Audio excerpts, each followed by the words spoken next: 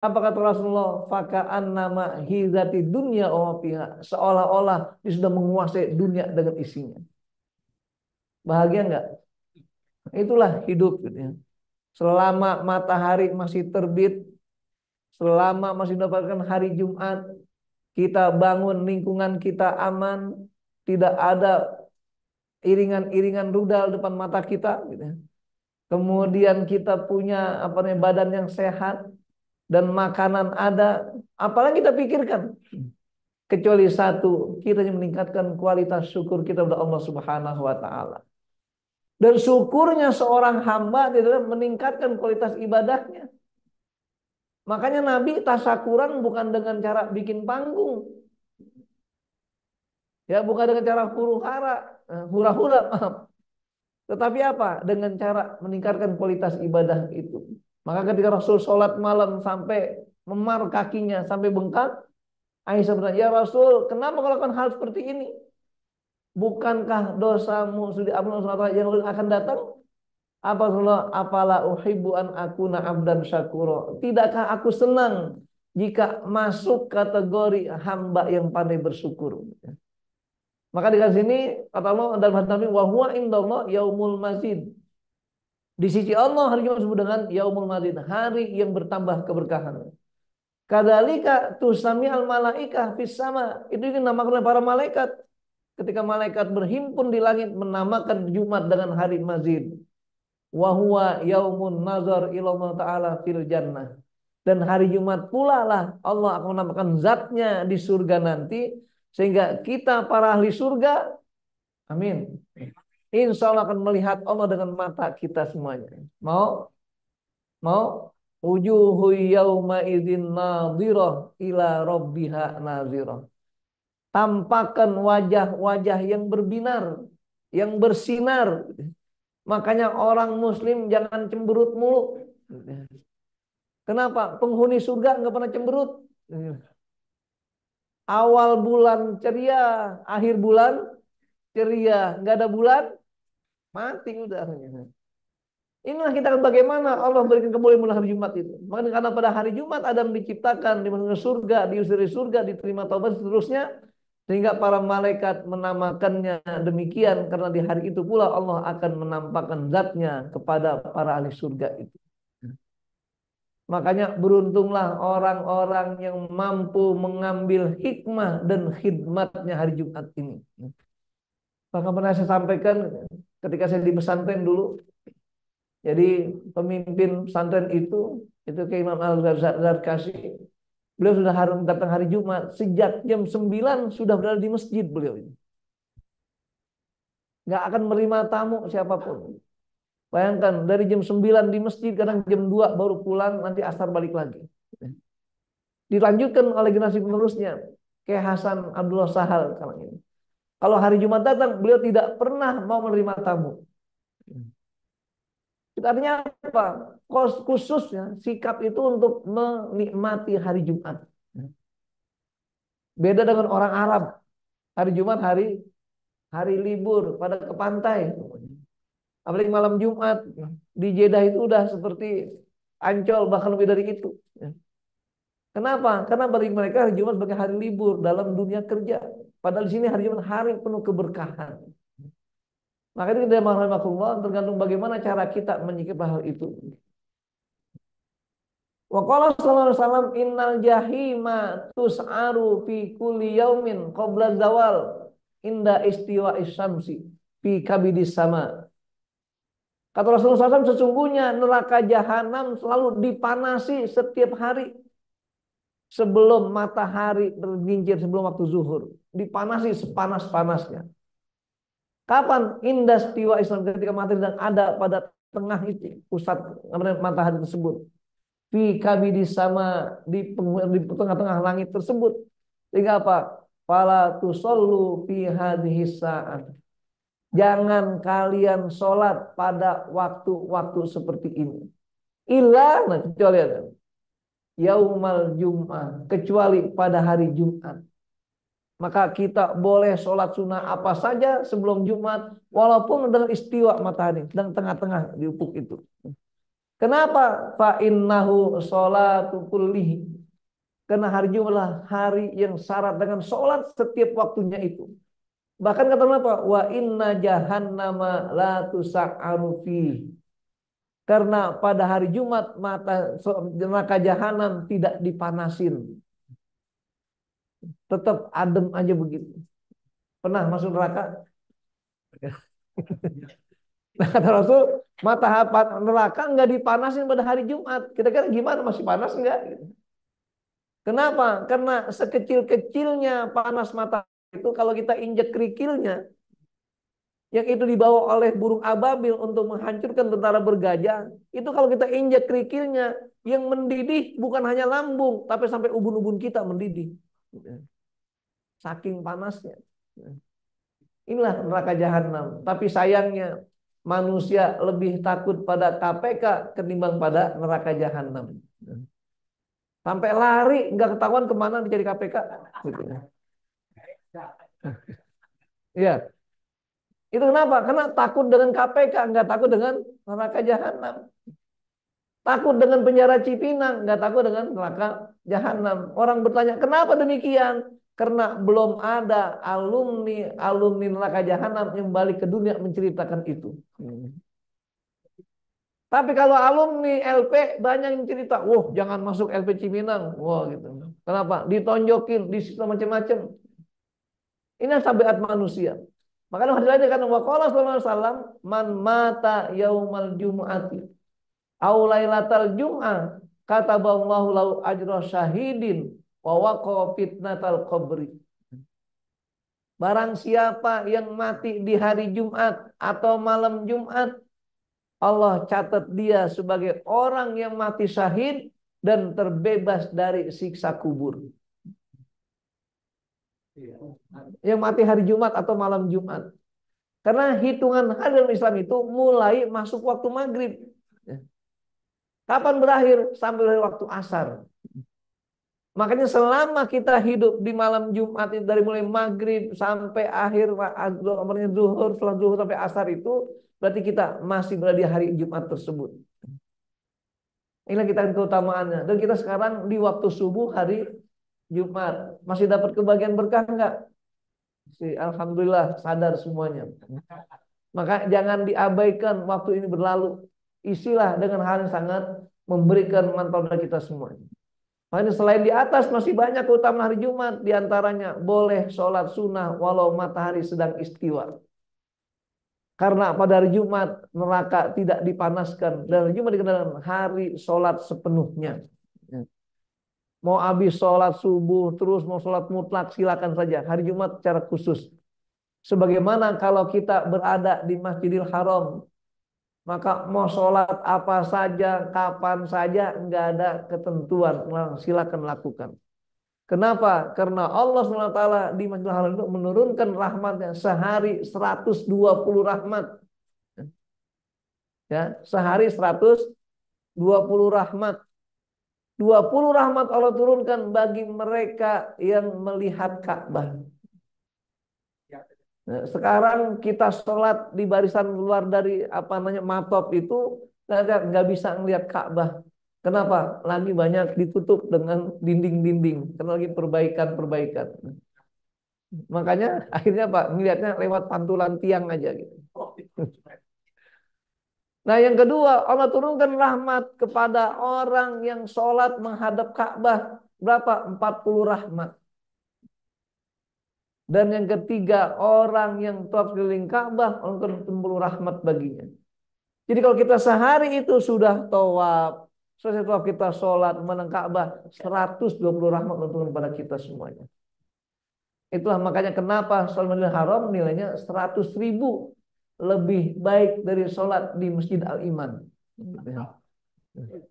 Ya. Jadi kalau di Al-Iman ini cuman dia 27 derajat sifatnya berjamaah, di sana 100.000 kali 27 derajat itu. Bahkan kelipatan derajatnya pun lebih kenapa? Karena jamaah yang lebih banyak di sana dibanding di Masjid Al-Iman ini. Ini pertama, bahwa hari Jumat syarat dengan hari penuh dengan sholat itu. Bagi yang mati pada hari Jumat bernilai syahid. dan bebas dari siksa kubur. Karena bagi Allah SWT hari Jumat sebagai tambahan rahmatnya bagi setiap umat manusia ini. Ya rahimakumullah. Makanya kita katakan hidup kita di dunia ini ada dua nuansa. Ada nuansa naluri, ada nuansa fitrah. Naluri artinya goriza, itu sifat-sifat bawaan. Akal itu naluri. Makanya Allah turun Al-Quran apa? Untuk membuat akal bisa pada fitrahnya. Apa kata Allah? Inna hadzal Qur'ana yahdi lillati hiya aqwam. Al-Quran turunkan untuk menunjuki, menjala, memberikan petunjuk yang lurus kepada akal yang sudah ada paham kebaikan itu. Maka sekarang orang kalau mengukur agama dengan akal, akhirnya Pak, akal-akalan terus. Ini sekarang, kemarin kita dilema besar gitu ya. Ketika seorang imam besar nyium kening dan memeluk seorang tokoh agama yang dalam Islam. Di mana sifat wala wal baroknya? Ini masalahnya sangkutannya masalah teladan. Teladan hanya Rasul. Tauhid gitu ya. Teladan. Jadi itu, jadi karena umat Islam harus paham betul. Muamalat silakan muamalat, Allah bolehkan. Bahkan apa? Allah jelaskan surah Al-Kafirun. Itu sudah Al-Kafirun surat toleransi yang mutlak di situ. Kata Allah apa? Qul ya ayyuhal kafirun. Siapa orang kafir? Siapa orang kafir? Mereka yang tidak bertauhid namanya kafir. Kenapa kafir? Karena hati dan mereka tercover, terhalang dengan keyakinan itu. Siapapun mereka, apapun jenis agama mereka, kalau mereka tidak bertauhid namanya kafir. Makanya kata ya ayyuhalladzina amanu yang beriman, orang yang memang bertauhid dasarnya itu. Orang kata innalladzina amanu wa amilus solihat, digabung iman. Dalam muamalat bebas kita menunjukkan baik-baik, tapi tidak sampai masuk pada kategori akidah itu. Ini jadi masalah besar akhirnya. Akhirnya Pak, muncul lagi interpretasi, persepsi yang berbeda-beda. Maka umat diadu domba terus. Untung dombanya belum menjelang Idul Kurban. Siap disembelih. Ini jamaah rahimahullah, maka kembali kita katakan bagaimana ketika hari Jumat, hari penuh berkah itu, Allah turunkan berkah pada kita. Selama kita masih beriman kepada Allah, berkah itu akan kita dapatkan setelah kita hidup pada hari Jumat ini. Ini salah satu keistimewaan hari Jumat. Kemudian waqala Ka'ab innallaha azza wa jalla faddala minal buldan Makkah wa minas syuhur Ramadan wa minal ayam al-jumu'ah wa minal layali lailatul qadr wa yuqalu inna tayra wal hawam yalqa ba'daha ba'dan fi yaumil jum'ah. Fataqul salam salam yaumus shalihin. Jadi bagaimana Ka'ab bin Malik mengatakan dalam kisah Rasulullah SAW mengatakan bahwasanya Allah SWT itu telah mengutamakan beberapa tempat, terutama Mekah lah sebagai tempat yang paling mulia di dunia ini. Allah utamakan beberapa bulan, maka Ramadan lah yang paling utama dari bulan-bulan lain. Allah utamakan beberapa hari, maka hari Jumatlah hari yang paling mulia di sisi Allah SWT. Allah utamakan malam, maka malam Lailatul Qadar lah yang paling utama.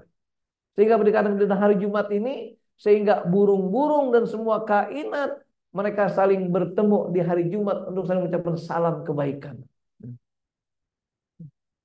Makanya wajar, tadi saya katakan secara goriza, masyarakat Madinah satu belum mendapatkan fitrah karena belum sampai agama pada mereka.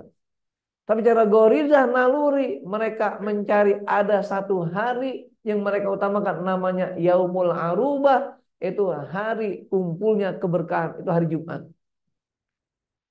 Jadi walaupun dalam syariat belum muncul di situ, dalam ajaran Rasulullah SAW mereka sudah sadar ada hari Jumat penuh keberkahan itu. Kenapa? Naluri begitu manusia.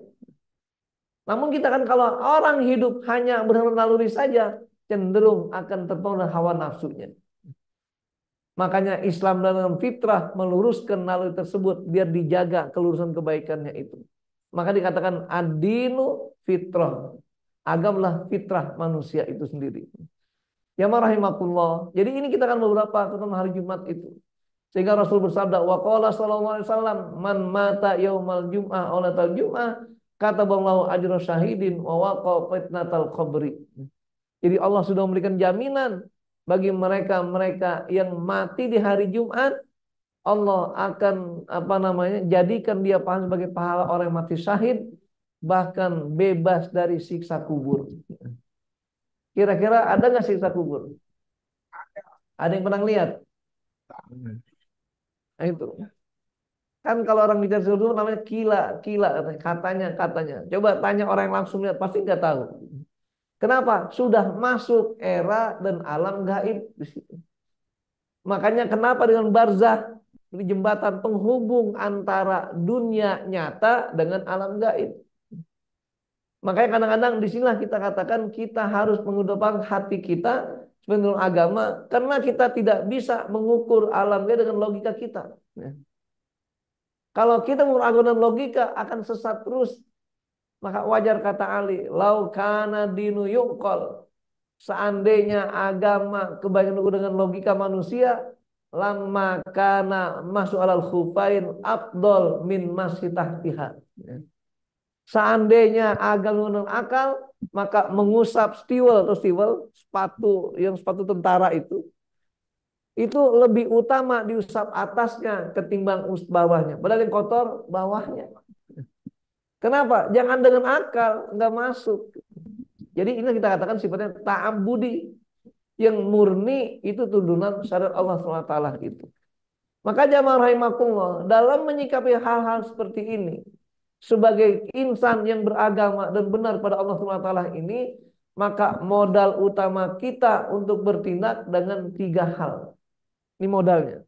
Pertama, harus dengan akidah yang salimah. Akidah yang bersih, akidah yang sesuai dengan syariat agama Allah. Yang kedua dengan aturan syariat yang sholihah, aturan syariat yang lurus, yang baik, yang mustaqimah, dan yang ketiga dengan akhlak yang terpuji. Ini kadang-kadang ada kita hanya mengutamakan akhlak saja. Udah yang penting kita baik sama orang, untuk ibadah mah terserah masing-masing aja. Enggak begitu. Ada lagi orang akidah semua, akhlaknya berantakan, enggak benar juga. Kenapa? Karena 3 inilah merupakan cermin agama secara kesempurnaan. Akidahnya sesuai dengan tauhid, syariat dengan tauhid agama Allah SWT, dan akhlaknya dengan karakter sebagai manusia. Di mana manusia itu punya naluri, punya gorizah, punya fitrah. Saya yakin setiap kita sebagai manusia tidak senang kalau setiap hari nyuri barang orang mulu. Ya, walaupun nggak ada syariatnya. Kenapa? Akal bisa menjadi hakim dalam hal ini. Maka dalam kajian usul fikih yang namanya hakim lah, akal tuh hakim. Kenapa hakim? Pembeda, pemisah mana yang hak, mana yang batil. Tapi kalau akal diakal-akalin, nah dia akan hilang kebijaksanaan akal tersebut. Makanya kembali kita katakan, orang hidup itu kalau selalu mengandalkan kebijakan nggak pernah tuntas. Orang hidup itu harus punya acuan dasar berupa aturan hukum. Dan sumber hukum hidup itu Al-Quran, wahyu Allah. Maka apa yang kita buat peraturan, kalau melanggar aturan Allah, pasti akan sesat kemudian. Sekarang kita lagi banyak digoreng masalah toleransi itu. Karena tidak mengikuti aturan syariat, akan sesat kemudian. Lihat aja nanti akibatnya. Itu kita katakan kesengsaraan Allah janjikan bagi mereka yang meninggalkan Al-Quran sebagai pegangannya itu. Nah, maka kita akan lihat bagaimana syarat pelaksanaan sholat Jumat ataupun kehidupan Jumat kita ini. Ada syarat umum, ada syarat khusus nanti. Syarat umum, sholat Jumat dilaksanakan di tempat yang khusus, bukan lapangan terbuka saja. Biar sholat Id. Makanya kenapa ada kata-kata masjid jami'. Jadi masjid yang digunakan untuk sholat Jumat. Jadi masjid digunakan untuk sholat Jumat. Makanya i'tikaf itu disunahkan di masjid jami'. Apa tujuannya? Jangan sampai gara-gara mau sholat Jumat lagi itikaf keluar dari masjid. Karena di masjid itu gak ada sholat Jumatnya. Beda dengan perempuan. Perempuan tidak punya kewajiban Jumat. Dia boleh itikaf di mana aja. Mungkin di samping rumahnya ada kontrakan kosong, udah kumpulin perempuan 5-6 orang itikaf di situ. Boleh nggak Bu? Boleh. Jangan bolak-balik masuk warung mulu itikaf. Itikaf niat di kamar khusus di rumah, tapi setiap pagi udah ke pasar, setiap pagi udah ke warung. Beritikaf, itikaf udah habsun nafsi. Artinya diri itu kita tanamkan di situ, nggak kemana-mana. Makanya alhamdulillah Al-Iman ini itikafnya jalan terus walaupun setengah hari gitu ya. Malam itikaf, siang keluyuran. Masih mending daripada nggak sama sekali gitu ya. Jadi sholat Jumat laksanakan di tempat yang khusus, bukan lapangan terbuka. Kemudian kita pakai mazhab Syafi'i, dihadiri oleh 40 orang yang mukallaf. Yang mukallaf dan mereka itu termasuk orang yang mukim di tempat itu. Kenapa? Karena musafir tidak punya kewajiban sholat Jumat. Anak-anak nggak punya kewajiban sholat Jumat. Orang yang gila nggak punya kewajiban sholat Jumat. Maka mukallaf itu ada tentang syarat taklif ada 3. Pertama Islam, kedua balik, ketiga berakal. Nah, kenapa 40 orang? Sejarahnya ketika turun tentang perintah Jumat ini, rupanya Rasulullah SAW itu sedang khutbah Jumat. Dihadiri 40 orang sahabat. Ternyata apa? Datang kafilah dagang itu. Konon katanya punya Abdurrahman bin Auf. Jadi akhirnya apa? Masyarakat mendengar suara keledai membawa kontainer-kontainer barang dagangan, takut gak kebagian, berebut mereka. Rasul lagi khutbah ditinggalin. Akhirnya apa? Dari 40 orang yang sisa cuma 12 orang di masjid. Berapa orang yang kabur? 28 orang. Nah, coba 2 kali lipat. Jadinya apa? Memang kadar iman itu begitu. Jadi kalau sekarang kita katakan orang ini sudah punya komitmen untuk bisa tetap pada pendiriannya, bertauhid pada Allah, beragama Islam dengan baik. Tapi gara-gara godaan-godaan materi bisa hengkang itu semuanya. Nah, begitu kita kan godaan kedua dunia ini. Makanya wajar kata Rasul, ad-dunya khadirah atau hulun khadirah. Dunia itu manis dan segar. Manis dan kira-kira seneng gak orang gitu? Udah buahnya manis, segar lagi. Udah gitu makannya di musim panas. Habis jalan 30 kilo gitu ya. Dikasih buah segar manis, nggak ditolak gitu. Walaupun lagi batuk-batuk terima nggak? Terima juga, kenapa? Itulah kebutuhan sifatnya. Jadi kita katakan ketika godaan itu terjadi, makanya ketika Rasulullah khutbah dan 40 orang yang hadir, tiba-tiba datang kafilah dagang itu, mereka tinggalkan Rasulullah dalam keadaan berkhutbah. Kenapa terjadi? Karena mereka masih terpaut dengan dunia perdagangan, dunia materi saat itu. Sehingga apa? Tinggal 12 orang. Akhirnya apa? Dalam mazhab Syafi'i menjadi syarat kelayakan sholat Jumat 40 orang itu. Karena asal Rasul sholat Jumat dengan 40 orang. Dalam mazhab Hanafi 12 orang sudah cukup. Kenapa? Buktinya ketika Rasul sedang khutbah, para sahabat meninggalkan itu, Rasul nggak batalkan khutbahnya. Terus 12 orang tadi. Beda mazhab Maliki. Karena sholat Jumat dikata al-Jumat dan al-jamaah, maka sekecil-kecil jamaah boleh sholat Jumat. 3 orang pun boleh Jumatan. Dalam mazhab Maliki. Tapi apa enak kita 3 orang Jumatan? Yang satu imam, satu khatib, satu muazin. Kompak bertiga itu. Kotak amalnya pegang sendiri. Ya begitulah kenapa kondisi fikih. Makanya dalam hal ini kenapa sampai mengatakan 40 orang? Karena asal muasalnya 40 orang itu. Bahkan ada, mohon maaf, yang lebih ekstrim lagi. Dalam beberapa kitab-kitab manaqib menjelaskan di dalam kitab-kitab pada salafus saleh itu. Jadi pengertian 40 orang lah, 40 orang ini orang yang memang mengerti perihal sholat Jumat. Untuk membuktikan apa? Diuji. Pas keluar itu tanya, apa itu Jumat? Mau tanya macam-macam, di absen 40, berarti Jumat kita sah. Katanya. Ada yang kayak gitu. Kenapa? Saking takutnya tidak mencukupi kriteria sholat Jumat sebenarnya itu. Berikutnya, dilaksanakan dengan 2 khutbah dalam keadaan berdiri serta 2 rakaat sholat. Makanya khutbah Jumat itu berbeda persepsinya dengan sholat Id. Kalau sholat Id sebagian ada yang mengatakan cukup dengan 1 khutbah saja. Tapi ada juga yang masih pada mazhab Syafi'i dengan 2 khutbah itu. Kenapa? Dianalogikan dengan sholat Jumatnya.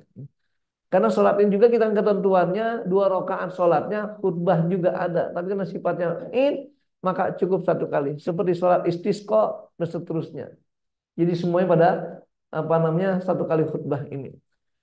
Kemudian bagi yang mendapatkan rakaat akhir, maka tidak sah Jumatnya dan harus sholat zuhur.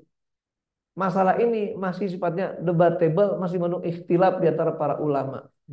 Kenapa? Karena dikatakan bahwa kesempurnaan Jumat adalah 2 rakaat sholat dan 2 khutbah itu. Makanya kenapa khutbah dulu baru Rasulullah sholat? Karena biasanya orang suka nunggu.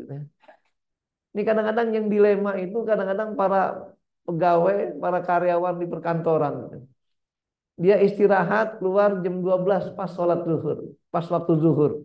Ternyata apa? Bukan langsung ke masjid, kemana? Nah, ke warung dulu. Makan, khotib sudah teriak-teriak kenceng-kenceng. Ini masih asik aja, ngerokok juga, makan juga. Pas udah qomat rakaat pertama dia baru wudhu. Ini hilang sah khutbah Jumatnya. Karena dengan sengaja ditinggalkan. Kan kata Allah apa? Idza nudiya lis-sholati mi yaumil jum'ah fas'au, segera gitu. Yang namanya segera itu bukan dengan berleha-leha, apalagi sengaja mengabaikan. Jadi kesedihan kita kalaupun kita terlambat dikatakan 1 rakaat terakhir ini, maka dikatakan ada sebagian mengatakan sah kalau memang dia udah segera karena terlambat macam-macam. Umpamanya mau sholat Jumat di tengah jalan motornya bocor, gitu. Akhirnya apa? Harus dorong motornya dulu. Yang tukang tambel pada berangkat Jumatan semua. Akhirnya Pak ditinggal di jalan kaki sampai di masjid sudah rakaat terakhir. Nah, ini sebagian mengatakan boleh-boleh saja dia sholat Jumat apa? Udah usaha dari awal. Tapi kalau ada kayak tadi karyawan yang sudah datang waktu istirahat tuh sholat Jumat dia masih makan dulu. Khotib udah berkuar-kuar dia masih asik ngobrol di warung makan itu. Dan sering terjadi. Bahkan saya pernah masih terkenang sampai saat ini. Jadi waktu saya ngisi khutbah Jumat di kampus Trisakti, kampus F yang dulu apa namanya, di jalan apa itu, pokoknya dekat dekat apa namanya Priuk itu kemarin, ya Cempaka Putih gitu ya. Jadi ini masjidnya, musola itu kantin depannya, gitu ya. Jadi ketika kita khutbah Jumat itu di kantin laki perempuan pada cekakak cekik pada ini. Saya bilang pengurusnya, ini lain kali jangan begini, dibikin tabir stop gitu. Kenapa? Gimana mau khutbah Jumat dengan tenang? Mereka di sana laki perempuan, apa namanya pada ngobrol sana, ngobrol cekak bertawa sana, tawa sini. Nah itu kenapa? Karena salah menempatkan pola-pola ibadah seperti itu. Nah, ini jamaah rahimakumullah. Nah makanya bagi yang mendapatkan kata tadi, ini sifatnya boleh dikatakan sah, boleh tidak sah. Dengan cara tadi, kalau dia dengan sengaja mengabaikan itu, gak sah sholat Jumatnya. Dia harus ganti dengan sholat duhur. Nah jika sudah masuk waktu asar, maka gugur kewajiban Jumat diganti dengan zuhur. Bisa jadi satu kampung ini ketiduran semua. Nah, bisa jadi gitu ya. Ketiduran semua kenapa? Karena mungkin habis ada huru hara macam-macam, tidur, tahu-tahu bangun sudah jam 3. Padahal dia pengen sholat Jumat. Akhirnya apa? Bingung muazin. Ini mau azan apa ini gitu ya. Azan Jumat udah jam 3. Makanya sudah habis waktu zuhur, maka mereka tidak punya kewajiban lagi dan mereka cukup sholat zuhur saja untuk masuk waktu asar. Ini terkait dengan syarat pelaksanaan sholat Jumat itu. Sekarang syarat dalam khususnya sholat khutbahnya. Yang pertama, khotib dalam kondisi suci dari hadas kecil, hadas besar. Makanya kita katakan pernah Rasulullah terjadi itu. Ketika khutbah Jumat, beliau tinggalkan sementara. Rupanya apa? Beliau baru sadar, belum mandi hadas. Kan hari Jumat gitu ya. Belum mandi hadas. Apa buktinya? Ketika Rasul datang lagi, rambutnya masih ngucur air. Nah, berarti habis mandi hadas. Gitu. Jadi nggak jadi masalah. Kira-kira di Aliman pernah nggak gitu? Gitu. Pernah gitu. Jadi khotib gitu ya, udah khutbah. Tahu pas tengah-tengah khutbah dia ingat, loh, saya tadi belum mandi hadas ini. Maaf jamaah tenang dulu, saya ke belakang dulu gitu ya. Tapi kalau cuman kebelet, mohon maaf, udah buang hajat yang lainnya, itu mungkin masih lumrah. Gitu ya. Apalagi khotib punya lagi punya penyakit gitu ya. Habis makan pempek pagi-pagi yang sakit perut gitu ya. Jadi ini Rasulullah mencontohkan, maksudnya apa? Sebagai ibarat kita sebagai seorang muslim umat Rasulullah, kalau terjadi sesuatu maka layak itu tidak jadi masalah. Kenapa? Karena syarat khutbah ini dalam keadaan suci dan dari hadis ini hadas besar itu. Yang kedua, mengucapkan salam setelah masuk waktu dan sebelum azan. Makanya di Mekah, di Madinah, yang namanya Jumatan itu 2 kali azan. Ya, 2 kali azan. Makanya ketika sekarang ada perselisihan, di Mekah hanya terjadi 2 kali azan itu. Kenapa? Karena itu zaman Utsman ditambahkan untuk menunggu jamaah yang lain. Cuma bedanya apa? Di Mekah itu azan pertama itu 5 menit 7 menit sebelum masuk waktu sholat. Ya. Makanya ada kata-kata as-sholatu bainal adanaini sunnah. Jadi sholat antara 2 azan hukumnya sunnah. Kenapa? Azan per azan kedua itu. Jadi pada dasarnya di kita ini jangan jadi masalah perbedaan itu. Kenapa? Semua ada tuntunannya, bukan nyeplak begitu saja. Cuman kadang-kadang kita saking fanatiknya pada satu mazhab itu mengapikan yang lainnya.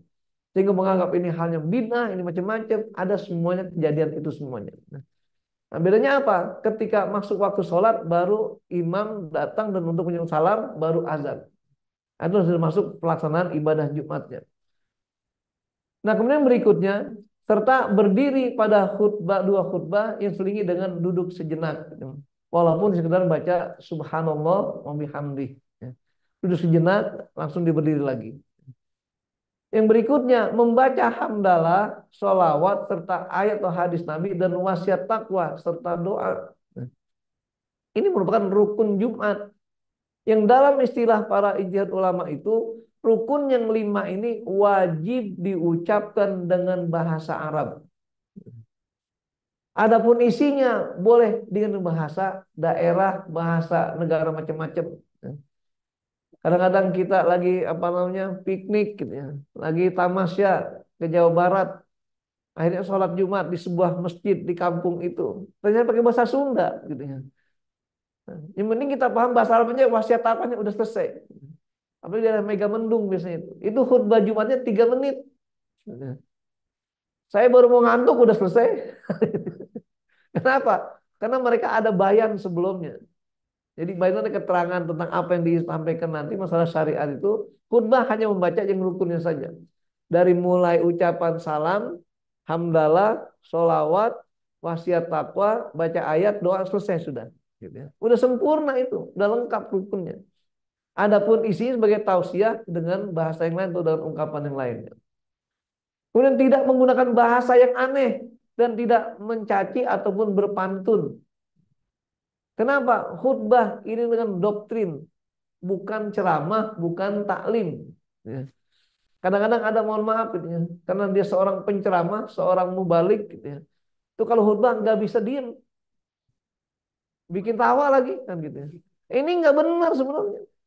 Maka Rasul gambarkan, Rasul khutbah itu ketika menyebut akhirat maka seperti menghadap tentara tegas. Ketika dalam dunia menggambarkan wajah yang ceria seolah dalam surga itu. Begitu gambarnya, bukan dengan cara membuat orang tawa atau berlucu-lucu. Apalagi berpantun, ada udang, ada semut. Kenapa? Musim panas biasa begitu. Nah begitu jangan kita padu dengan hal itu. Makanya sebaiknya khutbah maqalla wadalla. Jangan mengandung hal-hal yang sifatnya debatable, dialog-dialog itu, sehingga fokus dalam khutbah itu, sifatnya doktrin. Maka bersifat monolog, tidak dialog. Karena itu merupakan doktrin dan arahan dalam hal ini. Kemudian, dan khotib selalu menghadap ke arah jamaah. Artinya dalam khutbah Jumat maka khotib jangan nunduk aja. Karena ada khotib yang membaca saja kan. Jadi dari mulai salam sampai salam nunduk aja. Assalamualaikum warahmatullahi wabarakatuh. Alhamdulillah. Gitu. Zamannya kabur nggak tahu dia. Karena sih benar, makanya walaupun kata singkat tapi bermanfaat itu diutamakan dalam khutbah Jumat. Makanya dalam istilah-istilah agama itu ada ungkapan-ungkapan yang kita harus pahami sebagai makna. Contohnya apa? Bedakan antara khutbah dengan ceramah. Bedakan ceramah dengan taklim. Bedakan taklim dengan mauizah. Bedakan mauizah dengan macam-macam lah ungkapan tersebut. Semuanya mengandung makna nasihat, tapi dengan pola cara yang berbeda. Makanya kita ketika khutbah Jumat itu lagi-lagi yang paling baik sifatnya fokus dan sifatnya global, tidak mengandung interpretasi yang berbeda-beda. Beda kalau kita khutbah di kantor Sandi Negara. Saya pernah ngisi khutbah beberapa kali sana. Jadi kalau ada kata-kata yang mengandung dua makna, itu selesai khutbah dikonfirmasi dulu.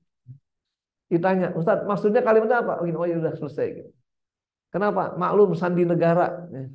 Jadi setiap kata mengandung makna tertentu. Gitu. Masuknya juga kita harus meliling dulu. Gitu. Karena menjadi tempat yang menjadi rahasia negara itu. Inilah jamaah rahimahullah tentang keutamaan hari Jumat yang intinya kita bersyukur masih mendapatkan hari Jumat ini. Makanya kemarin program umroh kami selalu slogannya umroh 11 hari 2 kali Jumat. Jadi berangkat hari Kamis, pulang hari Ahad. Kan 2 kali Jumat berarti. Jumat pertama di Mekah waktu beliau datang, Jumat kedua di Madinah waktu mau pulang. Itu slogannya 11 hari cuma 29,5 juta. Alhamdulillah lancar, aman, tentram, dan berkah. Terima kasih. Mungkin ada yang mau menyampaikan komentar-komentarnya atau pendapat saya silakan.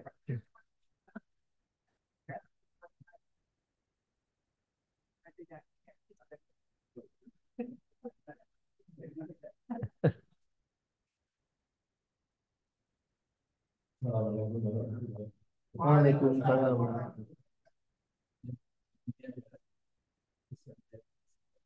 Ya. Bahwa hari Jumat hari akan dijaga, kemudian akan diusir dari surga. Apakah diusir itu merupakan rahmat? Diusir kan bukan musibah. Kemudian yang kedua itu adalah melihat Ka'bah. Melihat Ka'bah itu harus langsung atau boleh lewat layar TV atau ketutupan kaca. Kalau di hotel misalnya di hotel itu ada ruangan yang menghadap ke Ka'bah dan itu banyak orang yang lebih baik sholatnya di situ. Ya. Terima kasih. Waalaikumsalam warahmatullahi wabarakatuh. Jadi yang pertama masalah berkaitan dengan apakah di surga merupakan rahmat? Bukan rahmat artinya. Inilah sesuatu yang sangat spektakuler namanya. Kenapa? Ini sebagai tanda isyarat Rasulullah SAW itu memuliakan Jumat sedemikian rupa. Dari mulai diciptakannya Adam hari Jumat, Adam diterima tobatnya hari Jumat, di surga hari Jumat. Itu artinya apa? Ini keutamaan hari Jumat, bukan bahasa rahmatnya hari Jumat itu dengan diusir. Kenapa? Adam diusir sebagai pelajaran bagi dia. Gara-gara apa? Tidak mau mentaati perintah Allah. Makanya Allah terima taubatnya berikutnya. Coba Adam kenapa di surga? Karena melanggar perintah Allah. Kata Allah apa? Wala taqroba hadhis sajarah. Jangan kalian mendekati pohon. Didekati juga. Rontok akhirnya.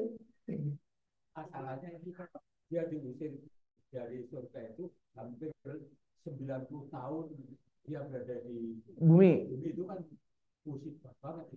Ya, itu kita kan makanya itu ujian. Jadi ada orang melanggar, kemudian dikasih sanksi. Kok pengen nimat? Ya bukan diusir, bukan disanksi. Kan dulu ada kisah kasus di kita ini. Yang seorang wanita gitu kan, di penjara, kemudian bikin salon di penjara itu. Mendengar ya? Kasus siapa tuh?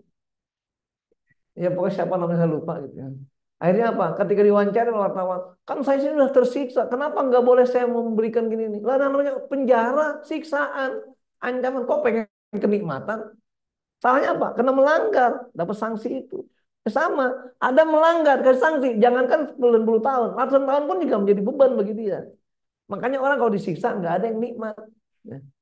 Kata Nabi apa? Adunya si junul mukmin, wajanatul kafir. Dunia ini penjara orang mukmin. Kok mencari nikmat dunia? Bukan tempatnya. Ya.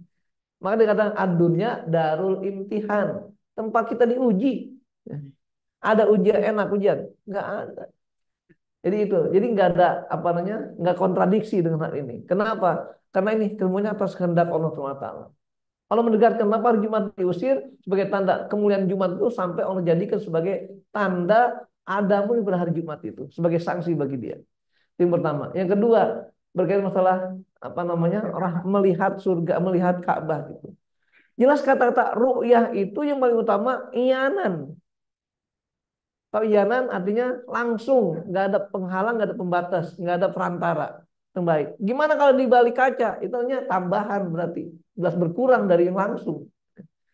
Makanya antara melihat dari jauh dengan dekat beda hasilnya. Kalau dekat kita bisa lihat langsung, merasa ada getaran hati di situ. Tapi dari jauh, cuma selintas saja, nggak ada getaran hati. Layaknya mamanya Pak Tibian melihat istrinya lewat jauh biasa aja, pas deket baru berasa gitu. Iya gitu. Kenapa? Karena istrinya beda dengan istri orang lain. Gitu. Jadi begitu seterusnya. Jadi intinya apa? Bukan berarti dinafikan, akan berbeda kualitasnya itu. Nah, termasuk kita katakan antara orang yang di lantai 2 sholat menghadap Ka'bah dengan lantai dengan di pelataran Ka'bah beda lagi nilainya. Maka sekarang pemerintah Saudi apa namanya ingin membatasi biar tidak berkerumun, dikasih syarat. Orang yang bisa masuk pelataran Ka'bah harus pakai ihram. Walaupun nanti ada namanya ihram simbolik. Pakai celana pendek dibungkus dengan kain ihram.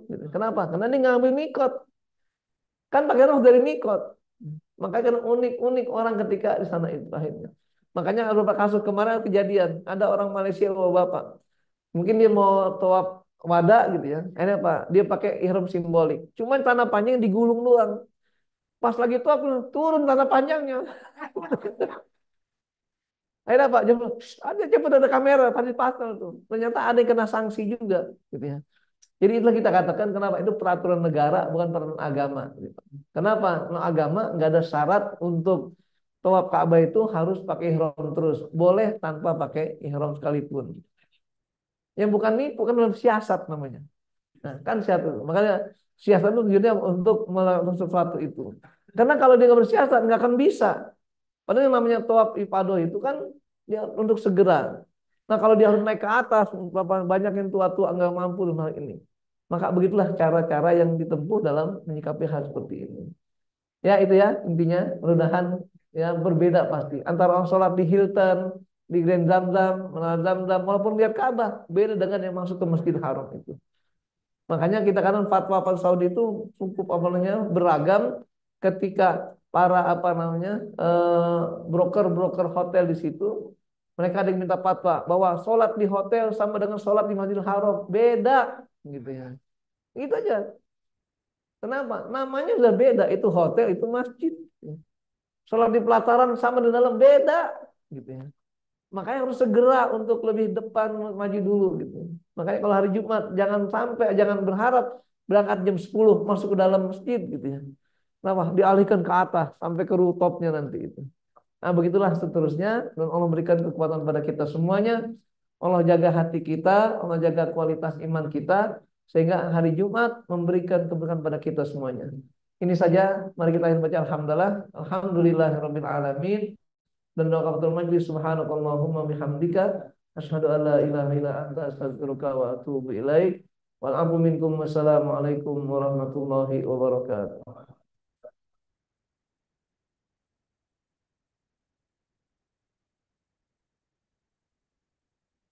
Kita